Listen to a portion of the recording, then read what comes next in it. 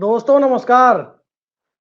उत्तर प्रदेश और बिहार 120 लोकसभा सीटें और 120 लोकसभा सीटें नरेंद्र मोदी की तीसरी ताजपोशी के लिए कितनी अहम है, इसका अंदाजा यदि आप लगाने चले तो साफ दिखाई देता है कि भारतीय जनता पार्टी को 2014 में 71 सीटें यूपी से, 22 बिहार से, यानी 93 सीटें बीजेपी को 2014 में और 79 सीटें 2019 में। और गठबंधन के साथ 2019 की बात करें तो 120 में 103 सीटें नरेंद्र मोदी को, यानी एनडीए गठबंधन को। तो क्या इन दोनों राज्यों में भारतीय जनता पार्टी की हालत पतली हो रही है? क्या इन दोनों राज्यों में दिल्ली और झारखंड वाला प्रयोग की दोहराने की कोशिश हो रही है या उसके सहारे पॉलिटिकल ब्लैकमेलिंग हो रही है? डर के आगे जीत है, आपने सुना था, लेकिन क्या डर के आगे ईडी है? और क्या ईडी से डर कर यूपी बिहार में कैंडिडेट दिए जा रहे हैं? उत्तर प्रदेश में समाजवादी पार्टी मुख्य राजनीतिक दल है इंडिया गठबंधन में। यही स्थिति बिहार में राष्ट्रीय जनता दल की है, यानी लालू यादव और तेजस्वी यादव की पार्टी। और जिस तरह से कई सीटों पर खबर पटना से आ रही है, वो निश्चित तौर पर संतोषजनक नहीं है कि इंडिया गठबंधन में सीटों का बंटवारा कैसे हो रहा है। जिस तरह से हेमंत सोरेन को गिरफ्तार किया गया, अरविंद केजरीवाल को गिरफ्तार किया गया, और इन दोनों गिरफ्तारियों ने इन दोनों राज्यों के मुख्यमंत्रियों को तो नहीं झुकाया, लेकिन क्या बिहार और उत्तर प्रदेश में सत्ता में आने की महत्वाकांक्षा पालने वाले राजनीतिक दलों के लिए लोकसभा चुनाव प्राथमिकता नहीं है? क्या ये सब विधानसभा पर फोकस कर रहे हैं?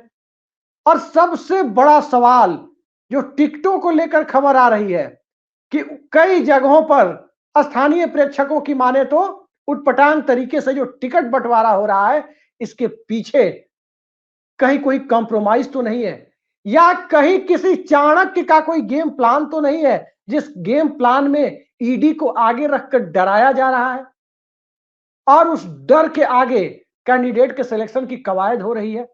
क्या है यह पूरा मामला? इसी पर चर्चा के लिए आज हमारे साथ मौजूद है वरिष्ठ राजनीतिक विश्लेषक और लखनऊ विश्वविद्यालय के प्रोफेसर रविकांत जी, और हमारे साथ मौजूद है वरिष्ठ पत्रकार ऋषि मिश्रा जी। लेकिन सबसे पहले रविकांत जी, मैं आपके पास आ रहा हूं।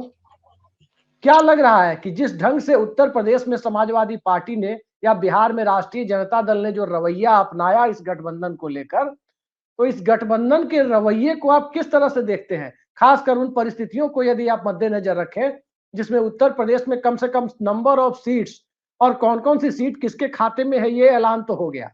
बिहार में पहले चरण का नामांकन अब पूरा होने वाला है 27 मार्च तक। 19 तारीख से नामांकन भरा जा रहा है पहले चरण के लिए, लेकिन अब तक कौन सी सीट किसके खाते में है वो पता ही नहीं चल रहा है। और दो मुख्यमंत्रियों का हाल आपने देख लिया पड़ोसी राज्यों में। लालू परिवार को 28 फरवरी या 27 फरवरी को, इसी 27 फरवरी को लैंड फॉर जॉब मामले में लालू यादव की पत्नी उनकी दो बेटियों को जमानत मिली है। तेजस्वी यादव और लालू यादव पहले से जमानत पर बताए जाते हैं। अखिलेश यादव के बारे में कहा जाता है कि उनके ऊपर भी किसी न किसी बहाने, जैसे आजकल ईडी किसी को अप्रूवर बना के किसी के बयान को आधार बना करके घेर लिया जाता है। तो क्या ये घेरने की प्रक्रिया चल रही है, और इस घेरने की प्रक्रिया को आप किस तरह से देखते हैं? देखिए अभिषेक जी, ये बिल्कुल सामने दिख रहा है कि टिकटों में वो उस तरह का सामंजस्य और समीकरण नहीं दिखाई पड़ रहा है। इसीलिए जो लोग जमीन पर हैं वो लगातार ये सवाल खड़े कर रहे हैं कि टिकट बंटवारे में ये क्या गलती हो रही है या कहीं से कोई कंप्रोमाइज है। जहां तक उत्तर प्रदेश की बात है तो इंडिया अलायंस की जो बैठक हुई थी उसमें रामगोपाल यादव ने जिस तरह से कहा था कि कांग्रेस पार्टी पिछले दरवाजे से किसी से बात कर रही है और किसी से बात करने का मतलब था बीएसपी का नाम लिया गया था। अब वो बीएसपी का नाम नहीं था, लेकिन उसका मतलब यही था। ये एक्चुअली ये भी मीडिया के जरिए चलाया गया था कि रामगोपाल यादव ने बीएसपी का नाम नहीं लिया था, लेकिन उनका मतलब वही था कि आप किसी दल के साथ, किसी पार्टी से आप अंदर खाने बात कर रहे हैं। इसको फिर मीडिया ने उछाल दिया कि ये बीएसपी के लिए बात हुई, लेकिन था कुल मिलाकर के वही। रामगोपाल यादव के बारे में कहा जाता है कि वो कंप्रोमाइज हैं और दबाव उन पर है और उनके जरिए अखिलेश यादव को मैनेज करने की कोशिश होती है। आप अखिलेश यादव की अगर आप पहली लिस्ट देखेंगे तो आपको लगेगा बहुत अच्छे समीकरण के साथ उन्होंने टिकट दिए और जी। जितने उन्होंने टिकट दिए उसमें से 50% से ज्यादा ऐसे हैं जो जिताऊ कैंडिडेट हैं। लेकिन उसके बाद जो लिस्टें आ रही हैं वो संशय पैदा कर रही हैं और इसीलिए ये माना जा रहा है कि क्या अखिलेश यादव भी कहीं डरे हुए हैं। जैसे अभी एक पत्रकार ने उनसे पूछा था कि अरविंद केजरीवाल की गिरफ्तारी हुई, हेमंत सोरेन की गिरफ्तारी हुई, आपको डर तो नहीं लगता? हालांकि उन्होंने जवाब जो दिया वो ठीक था कि राजनीति में है तो डरना क्या है, लेकिन चेहरे पर जो उनके भाव थे वो थोड़ा डर को दिखा रहे थे। आपकी जो जी। बॉडी लैंग्वेज है वो भी बहुत कुछ कहती है, सिर्फ लैंग्वेज ही नहीं कहती। तो कहीं न कहीं ऐसा लगता है कि या तो अखिलेश यादव से चूक हो रही है या तो वो समीकरण को पहचान नहीं पा रहे हैं, समझ नहीं रहे हैं कि कौन से संसदीय क्षेत्र पर क्या जातिगत समीकरण है, क्या कैंडिडेट वहाँ पे चुनाव लड़ सकता है कि नहीं लड़ सकता है, या फिर वो कंप्रोमाइज़्ड हैं, शायद समझौता कर चुके हैं कि कैसे विधानसभा के लिए अपने आप को बचा करके रखना और लोकसभा में गिव अप कर देना। अगर ये ऐसा होता है अभिषेक जी तो इस प्रदेश का और बिहार का भी जो अल्पसंख्यक तबका है या जो देख रहा है उम्मीद से लगा करके कि बदलाव होगा, वो इन पार्टियों को फिर माफ नहीं करेगा। जैसे पीएसपी के बारे में हम सब लोग बहुत उम्मीद लगा करके देख रहे थे कि वो इंडिया अलायंस में आएंगे। अब वो क्या हुआ मुझे नहीं पता, लेकिन अभी जो उनकी लिस्ट आई है, जिस तरह के उन्होंने टिकट दिए हैं, तो ज़ाहिर तौर पर चाहे वो दलित हो, अल्पसंख्यक हो, वो अब आशंकित हो गया है और उनके प्रति मुझे लगता है वो भाव नहीं रह गया जो कभी था। जी। तो ये तबके इनको माफ नहीं करने वाले, अगर ऐसा नहीं, होता है। एक बात अगर बताइए रविकांत जी, बहुजन समाज पार्टी धीरे धीरे घटती जा रही है और वो वोट कहीं कहीं और शिफ्ट हो रहा है, कहीं बिखर भी रहा है। ऋषि जी के पास आने के पहले वो उनसे ये सीधा सीधा जानना चाहते हैं कि चाहे वो यूपी हो या बिहार हो, बड़ी उम्मीद के साथ वो फोर्स के आंदोलन के समय जनता दल का दामन थामा था अल्पसंख्यक समाज ने। उस दौर में जब भागलपुर का दंगा हुआ था, आपको याद होगा, भागलपुर में जो सांप्रदायिक घटनाएं हुई थी 1989 के लोकसभा चुनाव के चंद हफ्तों पहले, हजारों लोगों की जानें गई थी। उस दरमियान इस देश के अल्पसंख्यक समुदाय ने, खासकर यूपी और बिहार के अल्पसंख्यक समुदाय ने जनता दल का दामन थामा और फिर जनता दल के दोनों राज्यों में प्रमुख घटक, चाहे वो आरजेडी हो, राष्ट्रीय जनता दल, चाहे वो समाजवादी पार्टी हो, इन दोनों के साथ मजबूती से जमा रहा।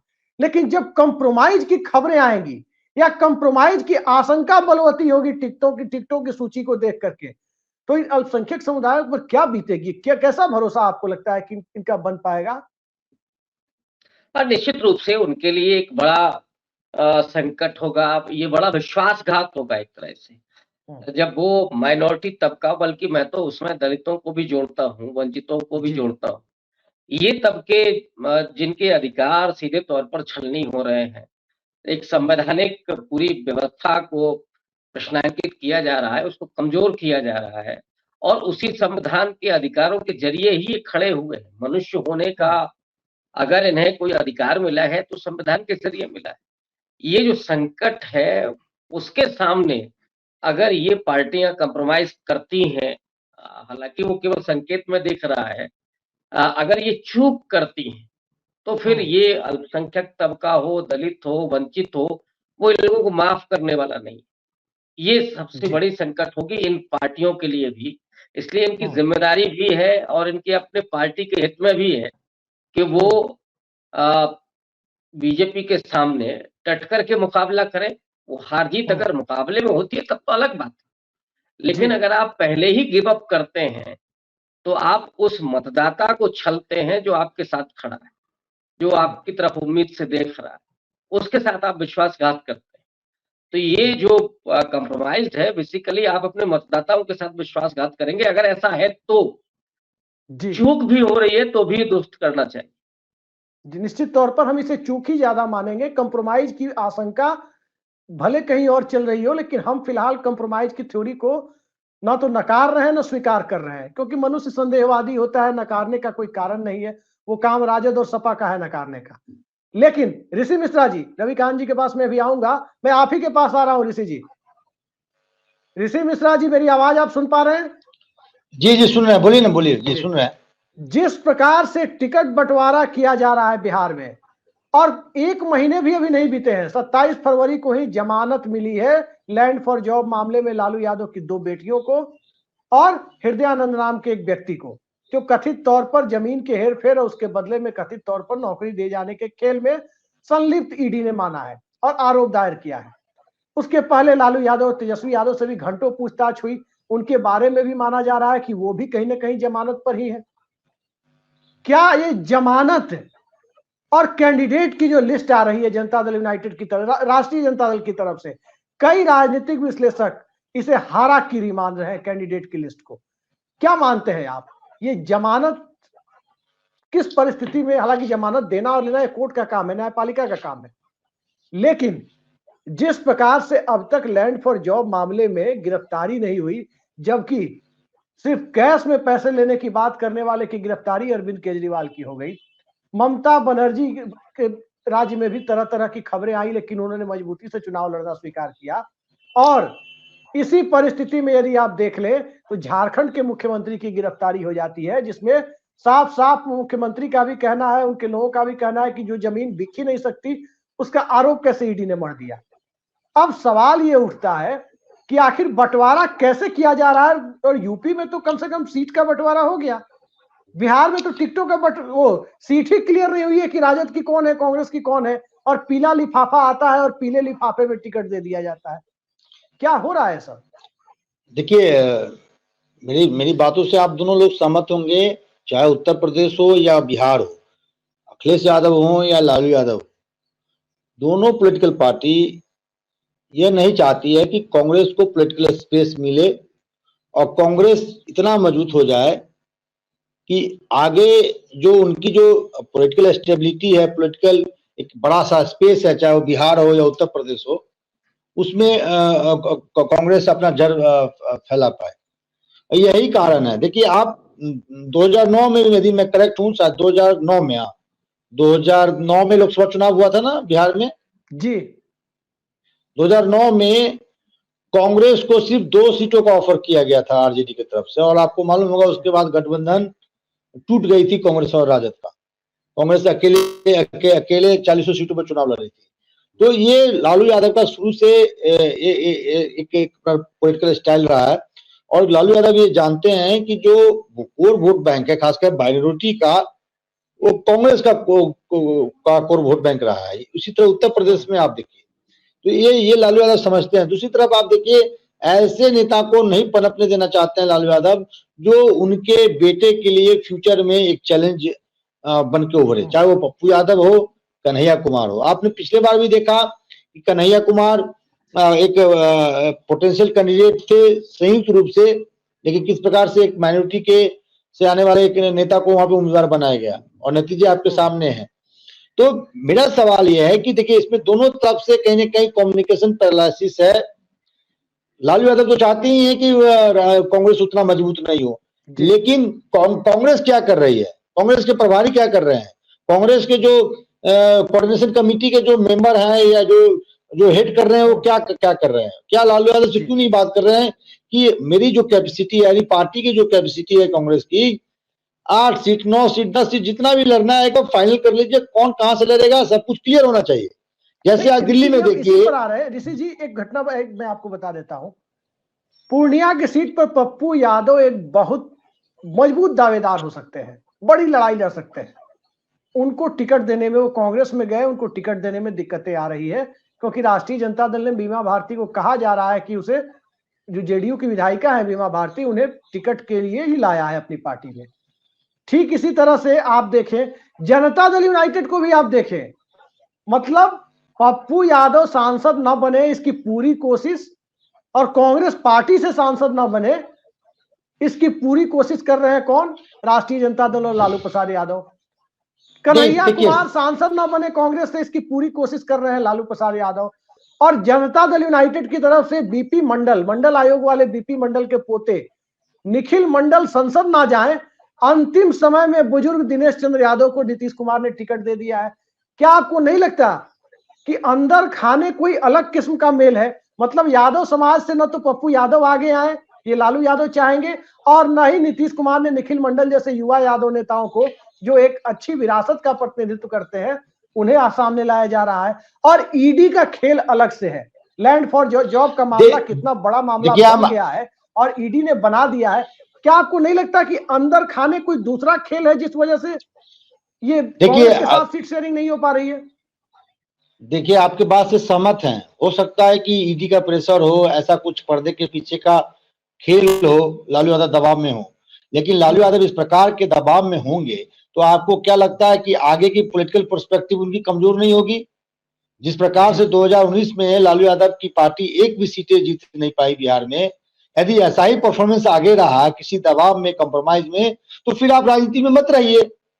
आपको राजनीति में रहना है और इस प्रकार के दबाव के चलते अपने पार्टी के पर्सपेक्टिव को कमजोर कर देंगे तो आपको राजनीति में रहने का कोई हक नहीं है। लेकिन आपके बातों में भी दम दिखता है, इसलिए दम दिखता है कि आप बिहार में लालू यादव इंडिया गठबंधन के अगुवा है, उत्तर प्रदेश में अखिलेश यादव इंडिया गठबंधन के अगुवा है, और जैसा रविकांत जी ने बताया और आप हम लोग भी देख रहे हैं, कुछ सीटों पे ऐसे उम्मीदवार उतारे जा रहे हैं जो लड़ते हुए नहीं दिख रहे हैं, या जब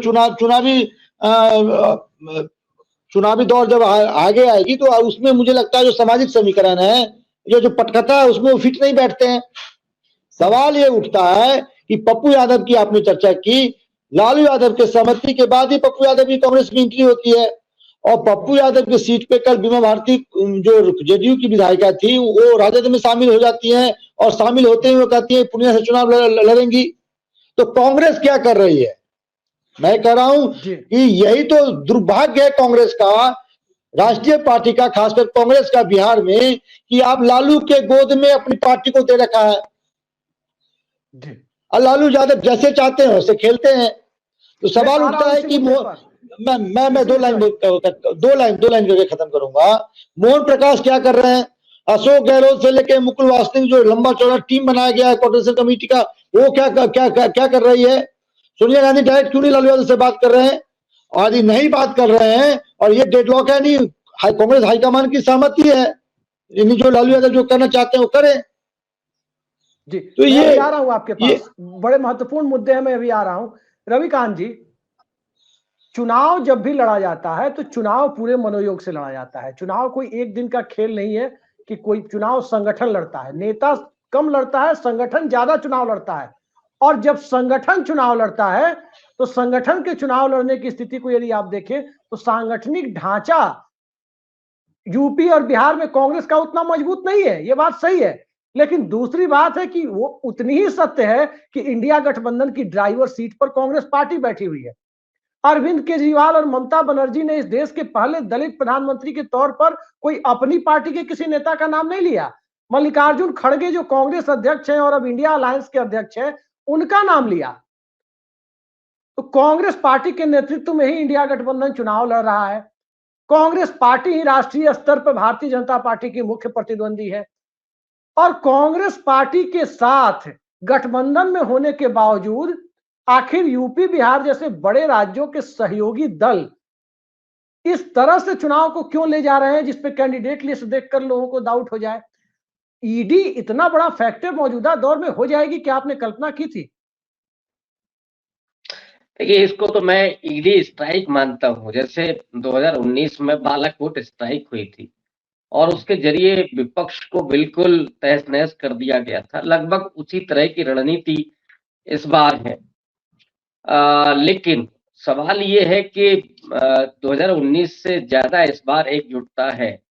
फिर अगर आप कमजोर प्रत्याशी उतार रहे हैं या कॉम्बिनेशन आपका दुरुस्त नहीं है, तब फिर आप नरेंद्र मोदी जैसे बहुत व्यवस्थित और बहुत संगठित पार्टी के नेतृत्व से कैसे लड़ पाए? सबसे बड़ा सवाल तो ये है। वो भारतीय जनता पार्टी जिसके पास संसाधनों की कोई कमी नहीं है, जिसके पास लीडरशिप की कोई कमी नहीं है, जिसके पास प्रचार तंत्र के लिए कोई कमी नहीं है। मैं बता दूं, जो ग्राउंड रिपोर्ट मिल रही है, आजमगढ़ जैसी सीट पर जो सपा का गढ़ माना जाता है, समाजवादी पार्टी अंदर से दो फाड़ दिखाई दे रही है। और डेफिनेटली ये जो कमजोरियां हैं वो दिक्कत पैदा करेंगी ही। और अभी तो मायावती ने प्रत्याशी अपने उतारने शुरू कर दिए हैं, तो वो भी कहीं ना कहीं चुनाव में समाजवादी पार्टी को या अलायंस को वो नुकसान पहुंचाएंगी। हालांकि मैं ये इस थ्योरी को मानता नहीं हूं कि वो बीजेपी की भी टीम है। हर पार्टी को अपना चुनाव लड़ने का अधिकार है, लेकिन जिस तरह से आप प्रत्याशी उतार रहे हैं कि ताकि केवल नुकसान विपक्ष को हो और आप जीतने की कंडीशन में ना हो, कि होता ही है हर पार्टी अपना चुनाव लड़ती है लेकिन जीतने वाला प्रत्याशी देती है, विनिंग कॉम्बिनेशन वो कम से कम लेकिन बनाती सवाल है। ये है रविकांत जी, एक चीज बताइए, मैं फिर कह रहा हूं कि हमें नहीं पता कि ईडी के माध्यम से या सीबीआई या दूसरे पिंजराबंद तोतों के माध्यम से कुछ दलों को डराया जा रहा है, ये नहीं पता। लेकिन जो भारतीय जनता पार्टी का तरीका है चुनाव लड़ने का, क्या आपको नहीं लगता कि बीजेपी के जो कुछ स्वघोषित चाणक्य हैं, चाणक्यों ने चुनाव को पूरी तरह से ईडी भरोसे छोड़ दिया है? इस गेम प्लान में ईडी एक महत्वपूर्ण भूमिका निभा रही है। लेकिन ये बीजेपी की अपनी गलती भी हो सकती है जब आप ज्यादा इस तरह का प्रहार करते हैं। देखिए, इसमें न तो राष्ट्रवाद का कोई इशू है और ना ही कोई धर्म का इशू है कि आप लोगों की आंखों में धूल झोंक सकें। आप इसके जरिए ये कहना चाहते हैं कि ये भ्रष्टाचारी हैं, लेकिन इलेक्टोरल बॉन्ड ने ये बता दिया है कि असली भ्रष्टाचार कहाँ पे हो रहा है। वो बात अलग है कि आप अपने भ्रष्टाचार को शिष्टाचार कह दें और दूसरे के भ्रष्टाचार को आप उसको ईडी उसके पीछे छोड़ दें, तो ये जनता तो देख रही है। लोग, मुझे लगता है कि इस बार डिसाइड करेंगे और ये ईडी का पूरा प्रहार बीजेपी को कहीं मुश्किल में भी डाल सकता है, उसके लिए उल्टा भी साबित हो सकता है। तो चाणक्य अगर ये सोचते हैं कि हम ईडी के जरिए चुनाव जीत लेंगे या अपनी जो एंटी इनकम्बेंसी है उसको कम कर लेंगे, लोगों को भ्रमित कर देंगे, लेकिन इस समय लोग सबसे ज्यादा दो मुद्दों से प्रताड़ित हैं, एक महंगाई और दूसरा बेरोजगारी, और ये हर घर में है। ऐसा नहीं है कि मिडिल क्लास को कोई समस्या नहीं है। हाँ, ये जरूर है कि मिडिल क्लास थोड़ा सा मैनेज कर लेता है, लेकिन उसके घर में भी उसका बेरोजगार बेटा बैठा है, बेरोजगार बेटी बैठी है, पढ़ाई कर रहे हैं, महंगी फीस उनको लग रही है। ये समस्याएं तो सबको हैं। जो सरकारी कर्मचारी हैं उनकी पुरानी पेंशन की समस्या है, वो जहां जहां बीजेपी चुनाव में मैदान में पहुंच गई है, जहां सरकार उसने बना ली है वहां उन्होंने खत्म कर दिया है, जहां कांग्रेस पार्टी ने लागू किया था। तो सीधे तौर पर दिख रही है कि ये पुरानी पेंशन को बहाल करने वाले नहीं है। ये ढेरों मुद्दे हैं, आदिवासियों की अलग समस्याएं हैं, दलितों की अलग समस्याएं हैं, अल्पसंख्यकों का तो खैर एक बड़ा मसला है ही। तो ये जो परिस्थितियां हैं उसमें ईडी के सहारे बीजेपी चुनाव जीत सकती है, इसको लेकर के तो मुझे डाउट है। किसानों की समस्या देखिए, फार्मर प्रोटेस्ट देखिए, एमएसपी गारंटी, स्वामीनाथन फॉर्मूला, उनकी समस्या है, अग्निवीरों की समस्या है, लंबी फेरिस्त है। और इसीलिए मैं कह रहा हूं ना कि ये जो ईडी का पूरा स्ट्राइक हो रहा है, ये बीजेपी को उल्टा भी पड़ सकता है अगर वो ये सोचते भाई इसमें ना धर्म है ना राष्ट्र है। रविकांत जी, मैं अभी आपके पास आ रहा हूं आखिरी राउंड में इसी मुद्दे पर। ऋषि मिश्रा जी, मेरा सवाल यह है कि यदि ईडी के द्वारा कथित तौर पर मैनेज होकर के टिकट बांटने की खबरें बाहर जाएंगी और इस दौर में, जिस दौर में दो मुख्यमंत्रियों ने बड़ी तगड़ी हिम्मत दिखाई है, चाहे वो हेमंत सोरेन हो चाहे वो अरविंद केजरीवाल हो, तो जो लोग सत्ता में रहने के बावजूद केंद्र की सत्ता के कथित इशारे पर काम कर रही ईडी के साथ लोहा लेते हुए दिखाई दे रहे हैं, वहां राज्य स्तर की देश के दो बड़े राज्यों की पार्टियां कंप्रोमाइज करने की खबरें आए या इस तरह से होता हुआ प्रतीत हो, तो इस घटना को आप किस तरह से देखते हैं और चुनाव पर इसका किस तरह का असर आप देखते हैं? देखिए, दो बातें हैं। यदि ईडी के दबाव में लालू यादव हैं और इस प्रकार का यदि डेवलपमेंट कर रहे हैं, कमजोर उम्मीदवार उतार रहे हैं, तो ये कहीं ना कहीं अपने पॉलिटिकल पर्सपेक्टिव को वो आगे कमजोर कर रहे हैं और जो उनका सपना है कि उनका बेटा बिहार का मुख्यमंत्री बने, वो संभव नहीं है। आप उसका एग्जाम्पल देख लीजिए, मायावती जी के बारे में कहा जाता है कि ईडी के दबाव में है, केंद्र सरकार के प्रेशर में है, और केंद्र सरकार के प्रेशर में है तो आप देखिए पार्टी की स्थिति क्या है कि बसपा के पास एक विधायक है और 10 सांसद हुआ करते थे, 2019 में चुन के आया। आज देखिए जितने भी 10 में सांसद में से अधिकतर सांसद या तो कांग्रेस या बीजेपी में शामिल हो गए हैं, कुछ समाजवादी पार्टी में शामिल हो गए हैं। तो स्थिति ये है कि यदि आप कोई अपना स्टैंड नहीं लेंगे, आप राजनीति में हैं और राजनीति में ईडी सीबीआई के दबाव में यदि आप काम करेंगे तो आप पॉलिटिकल पर्सपेक्टिव को कमजोर कर रहे हैं। और इसलिए हम लोग आज चर्चा कर रहे हैं, कयास इसलिए लगाई जा रही है अभिषेक जी कि जिस प्रकार से इंडिया गठबंधन में सीट शेयरिंग को लेकर डिसीजन नहीं हो पा रही है, डिसीजन पैरालिसिस गठबंधन में देखने को मिल रहा है, कम्युनिकेशन जो होना चाहिए वो नहीं दिख रहा है, और कैंडिडेट का जो सिलेक्शन है हो सकता है कि हम लोगों का जो आकलन है वो गलत हो सकता है कि सोशल इंजीनियरिंग कर रहे हो लालू यादव, इनका कितना फायदा होता है। लेकिन सवाल ये उठता है कि यदि ईडी के दबाव में लालू यादव एंड फैमिली है तो ये कहीं ना कहीं राजद के लिए, उनके राजनीतिक करियर के लिए सही नहीं है, और खासकर उस वर्ग को भी धक्का लगेगा यदि ये इस बात में दम है, खासकर माइनॉरिटी का, और लालू यादव और कांग्रेस की तरफ बड़े ऋषि मिश्रा जी, एक छोटा सा सवाल इसी से जुड़ा हुआ है। देखिए, मायावती की परिस्थितियों पर तमाम लोग चर्चा करते हैं कि मायावती पर कई सारे मुकदमे की होने की बात होती है, या किसी तरह से ईडी कोई संभावित मुकदमा न दर्ज कर दे इसकी बात होती है, और डिस्प्रोपोर्शनेट एसेट की बात लोग करते हैं, और कहा जाता है कि इसी वजह से मायावती चुनाव को लेकर के बहुत उत्साहजनक स्थिति में अब नहीं दिखाई देती है। उत्तर प्रदेश का विधानसभा चुनाव हो, लोकसभा चुनाव अभी देख ही रहे हैं आप, लेकिन राष्ट्रीय जनता दल जो सत्ता के बेहद करीब बिहार में पहुंच गई थी पिछले विधानसभा चुनाव में, समाजवादी पार्टी चुनाव भले ही हारी विधानसभा का, लेकिन 37% वोट के साथ सपा गठबंधन जब सामने आया तो लोगों की आंखें खुली रह गई थी कि चुनाव हारने के बावजूद यही 37% वोट सपा गठबंधन ने बचा लिए और टिकट बंटवारा लोकसभा में ढंग से किया तो भारतीय जनता पार्टी 40 या 40 के नीचे भी रोकी जा सकती है यूपी में। यहां तक लोग आकलन करने लगे थे, और उसके बाद 1.5-2 साल तक तो कुछ ठीक दिखाई दिया। इंडिया गठबंधन जब पटना में पहली बैठक हुई, बहुत उत्साह में दिखे सब लोग, और इंडिया गठबंधन की बैठक जो जो आगे बढ़ती चली गई, सबसे पहले कमलनाथ पे आरोप लगे कि उन्होंने पहली रैली नहीं होने दी। अखिलेश यादव के प्रति उन्होंने कुछ निश्चित तौर पर उस तरह के शब्दों के इस्तेमाल नहीं होने चाहिए राजनीति में, सभ्य समाज के खिलाफ है। जो उन्होंने शब्द बोले, अखिलेश वखिलेश शब्द का इस्तेमाल किया, वो गलत है। वो सब हुआ वहां पर, और इंडिया गठबंधन की बुनियाद हिलती हुई नजर आई। लेकिन राहुल गांधी की भारत जोड़ो न्याय यात्रा में जिस प्रकार से तेजस्वी यादव की भागीदारी हुई, जिस प्रकार से तेजस्वी यादव तो उनकी जीप चलाते नजर आए, जिस प्रकार से अखिलेश यादव की भागीदारी हुई, लेकिन आप देखिए महाराष्ट्र में कितना मजबूत गठबंधन बना है। उद्धव ठाकरे, प्रकाश आंबेडकर भी अब साथ आते दिख रहे हैं, शरद पवार की पार्टियां टूट गई लेकिन लोग नहीं झुके। ऋषि मिश्रा जी याद होगा, शरद पवार की पार्टी टूट गई, सिंबल छिन गया, उद्धव ठाकरे की पार्टी टूट गई, सिंबल छिन गया, लेकिन लोग झुकने के लिए तैयार नहीं हुए। रोहित पवार के यहाँ, शरद पवार के पोते के यहाँ ईडी पहुंची, झुकने के लिए वो तैयार नहीं हुए। पश्चिम बंगाल में ममता बनर्जी झुकने के लिए तैयार नहीं हुई, और हर जगह जब इंडिया गठबंधन स्मार्ट मूव ले रहा है, अरविंद केजरीवाल को आप देख रहे हैं कि जेल के अंदर से चुनौती दे रहे हैं, हेमंत सोरेन चुनौती दे रहे हैं। तो उस वोटर के भरोसे के बारे में आप बताइए, जिस वोटर ने इस देश में महंगाई, बेरोजगारी, समानता, नागरिक अधिकार, इन सब को सामने रख करके इस देश में मजबूत चुनावी मुकाबले की उम्मीद जताई थी, और जिन 2 बड़े राज्यों के बूते विपक्ष की बुनियाद टिकी हुई है, उन 2 बड़े राज्यों से कथित तौर पर कंप्रोमाइज होने की आशंका मात्र भी यदि बनती हुई दिखाई देती है, तो क्या हालात आने वाले समय में विधानसभा चुनाव में इन दोनों राज्यों में पड़ सकते हैं, और इस लोकसभा चुनाव में किस प्रकार के हालात आपको दिखाई दे रहे हैं?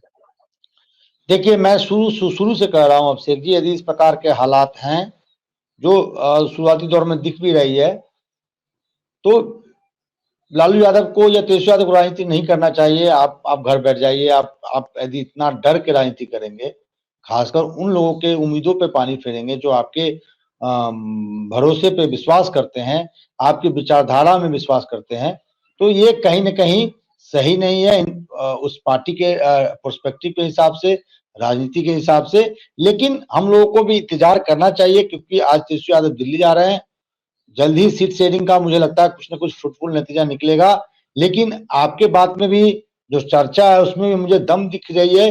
जिस प्रकार से लालू यादव अपने कोर वोट बैंक को नजरअंदाज करते हुए सोशल इंजीनियरिंग कर रहे हैं, क्या सोशल इंजीनियरिंग दिखाने के पीछे कुछ मकसद है? क्या पर्दे के पीछे कुछ खेल हो रही है? क्या ईडी के दबाव में है लालू यादव?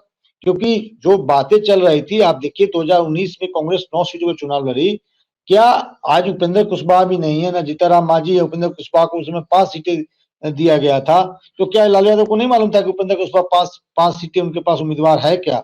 तो इस प्रकार की परिस्थिति है और करीब मैं मानता हूं कि 8 से 9 ऐसे। ऋषि मिश्रा जी, एक छोटा सवाल है आपसे इसी मुद्दे पर, जो आप बात कह रहे हैं उसी से जुड़ा हुआ सवाल है। देखिए, ईडी का मिसयूज कई तरह से होने की बात आ रही है। नंबर एक, ईडी का डर दिखा के नोटिस देकर भाजपा के या सहयोगी दल बना लो या भाजपा में ले आओ। जैसे हेमंता बिस्व शर्मा को ईडी का नोटिस मिला, शुभेंदु अधिकारी को मिला, वो भाजपाई हो गए। अजीत पवार जैसे लोग गठबंधन में आ गए। दूसरा मोडस ऑपरेंडी है कि जैसे कि कुछ पार्टियों को चुनाव में डोरमेंट बना दो, चुप रहने के लिए कह दो कि चुनाव आप प्रतीकात्मक तौर पर ही लड़े, ज्यादा मेहनत से चुनाव न लड़े, उत्साह से चुनाव न लड़े। उसमें बसपा का भी नाम कुछ लोग लेते हैं। और एक तीसरा मोडस ऑपरेंडी बनाया जाता है कि चुनाव तो आप लड़े, लेकिन गठबंधन हम तय करेंगे कि गठबंधन कैसे करना है, जो अरविंद केजरीवाल पर दबाव था। और एक चौथा मोडस ऑपरेंडी बनाया जाता है कि ठीक है, आपके वोट बैंक को भविष्य के लिए ध्यान में रखना है, तो थोड़ी उदारता ईडी की तरफ से बरती जाएगी कि गिरफ्तारी नहीं की जाएगी, और थोड़ी उदारता कथित तौर पर विपक्षी गठबंधन में रहकर आप भी बरतिए कि कैंडिडेट मजबूत मत दीजिए और हमें स्मूथ सेलिंग का रास्ता दे दीजिए। तो ये चौथी वाली संभावना क्या आपको लगता है कि बिहार यूपी में ज्यादा दिखाई दे रही है? देखिए, शुरुआती दौर में है, अभी हम लोगों को इंतजार करना चाहिए। अभिषेक जी, मेरा ये मानना है, अभी इंतजार करना चाहिए। यदि बिहार में यदि गठबंधन नहीं हो पाते हैं और लालू यादव रिजिड है गठबंधन तोड़ने में, तब जाके कुछ परिस्थितियां से डेवलप होगी, तब हम लोग बैठेंगे तो एक बेहतर आकलन हम लोग करने के कैपेसिटी में होंगे कि क्या लालू यादव सच में ईडी के दबाव में है, क्या लालू यादव पॉलिटिकल पर्सपेक्टिव से अधिक जेल जाने से डर रहे हैं। तो इन तमाम चीजों पे बात करनी होगी। लेकिन फिलहाल मुझे नहीं लगता है, फिलहाल उतना भी इस चीज में मुझे अभी हम लोग को इंतजार करना चाहिए। कयासों का बाजार गर्म है, ये बात बिल्कुल सही है। और ऐसा लगता है कि लालू यादव और उसकी परिवार जो है ईडी, सीबीआई और केंद्र सरकार के प्रेशर में है। हो सकता है, आपकी बातों से मैं सहमत भी हूं कुछ हद तक, हो सकता है कि बीजेपी और राजद के बीच में फ्रेंडली लड़ाई हो, आप अपना वोट बैंक बचा के रखिए, ठीक है, लेकिन आप विधानसभा चुनाव में जो मन है सो कीजिए, लेकिन लोकसभा चुनाव में आपको जो है फ्रेंडली चुनाव लड़ना है बीजेपी से। इन बातों का हो सकता है, लेकिन थोड़ा दिन हमको समय इंतजार करना होगा। जी बिल्कुल, आपने सही कहा। 120 सीटें यूपी बिहार में है और 120 सीटों में राष्ट्रीय जनता दल को बिहार में कितनी सीटें मिलती है? सपा को तो 63 सीटें मिली है। उन 63 सीटों के कैंडिडेट के नाम और उनके सामने के बीजेपी के कैंडिडेट की पूरी लिस्ट आ जाए, बिहार में राष्ट्रीय जनता दल कांग्रेस के साथ किस मोड में गठबंधन के लिए जाता है, ये पता चल जाए। इन दोनों के सामने आने के बाद हम एक बार फिर बैठेंगे और सीट वाइज एक एक सीट का सूक्ष्मता के साथ कि क्या वाकई ये मामला कंप्रोमाइज है या इस मामले को लेकर अफवाह की स्थिति ज्यादा है, इस पर सूक्ष्मता के साथ, माइक्रो एनालिसिस के साथ हम आपके सामने आएंगे। लेकिन याद रखिए, चाणक्य का गेम प्लान, जी हां, कथित चाणक्य का कथित गेम प्लान और ईडी के मिसयूज की परंपरा। सुप्रीम कोर्ट के जस्टिस उज्जवल भुइयां ने भी कहा है कि जनता के बीच ये परसेप्शन नहीं बनना चाहिए कि ईडी के पीएमएलए के सेक्शन 45 का मिसयूज हो रहा है। और इस हालात में यदि लोकसभा चुनाव में लेवल प्लेइंग फील्ड यदि ईडी की वजह से नहीं बन रही है, तो इस देश में लोकतंत्र के ऊपर भी सवाल उठता है कि क्या जांच एजेंसियां इस देश में चुनाव की पूरी प्रक्रिया को प्रभावित करेंगी। और उससे भी बड़ा सवाल उन राजनीतिक दलों पर उठता है कि क्या कोई राजनीतिक दल कथित तौर पर ही सही, क्या वाकई कंप्रोमाइज्ड है। इन सारे हालातों के ऊपर अभी थोड़ा और इंतजार कीजिए, थोड़ा और संशय के बादल हट जाने दीजिए, सारी तस्वीर आपके हमारे सामने होगी और फिर हम इस पर चर्चा करेंगे। लेकिन फिलहाल की परिस्थितियों में संदेह के बादल जरूर है। अब वो बादल ही है या उसमें कुछ सच्चाई भी है, ये आने वाले वक्त में हम देखेंगे। आज की बेहद सार्थक चर्चा में जुड़ने के लिए यूपी बिहार की परिस्थितियों पर, अखिलेश यादव और रामगोपाल यादव की समाजवादी पार्टी की परिस्थितियों पर, और लालू यादव और तेजस्वी यादव की राष्ट्रीय जनता दल की परिस्थितियों पर, और चुनाव में उनकी गंभीरता को लेकर इस बेहद गंभीर चर्चा में जुड़ने के लिए ऋषि मिश्रा जी और प्रोफेसर रविकांत जी, आप दोनों का बहुत बहुत धन्यवाद। नमस्कार।